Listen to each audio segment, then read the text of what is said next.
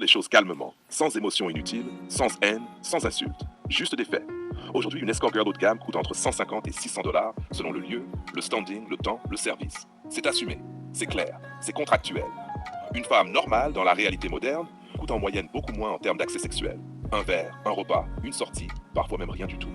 Ce constat choque. Mais ce n'est pas moi qui l'invente, c'est le marché. Et c'est précisément là que le malaise commence. On nous répète que le sexe est sacré, précieux, intime, rare. Mais dans les faits, il est abondant, accessible, banalisé. Applications, réseaux sociaux, DM, soirées, voyages.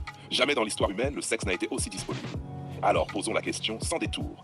Si quelque chose est partout, tout le temps, sans effort, peut-on encore parler de rareté? La réponse est non. Et non 2 fois. La rareté ne se décrète pas, elle se démontre par le comportement. Ce qui est rare se maîtrise, se protège, se donne avec discernement, garde une valeur symbolique.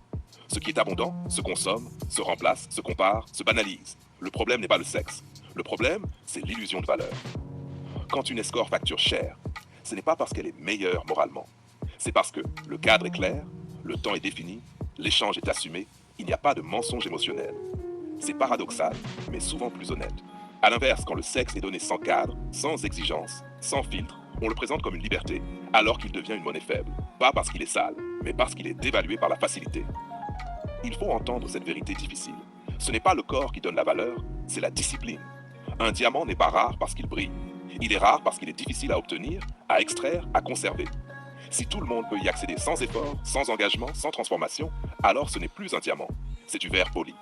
Dire cela ne signifie pas mépriser les femmes. Ça signifie refuser le mensonge collectif. Le sexe n'a plus de valeur en soi, il n'en a que dans un contexte. La valeur vient de la cohérence, la sélection, la retenue, le sens donné à l'acte. Sans cela, le sexe devient un produit parmi d'autres. Et le marché est impitoyable avec ce qui est abondant. La vraie question n'est donc pas combien tu coûtes. La vraie question est qu'est-ce que ton accès représente réellement? Est-ce un moment rare, incarné, choisi? Ou est-ce une validation émotionnelle déguisée? Un échange contre de l'attention? Un anesthésiant contre la solitude?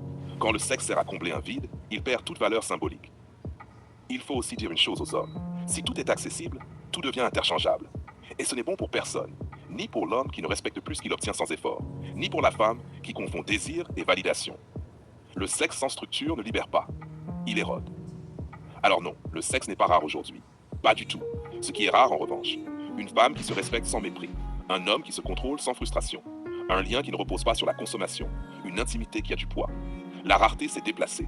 Elle n'est plus dans l'acte, elle est dans la qualité humaine. Et tant qu'on refusera de regarder cette réalité en face, on continuera à confondre liberté et dévaluation. Ce discours dérange, mais il est nécessaire, parce que la valeur ne se réclame pas, elle se manifeste.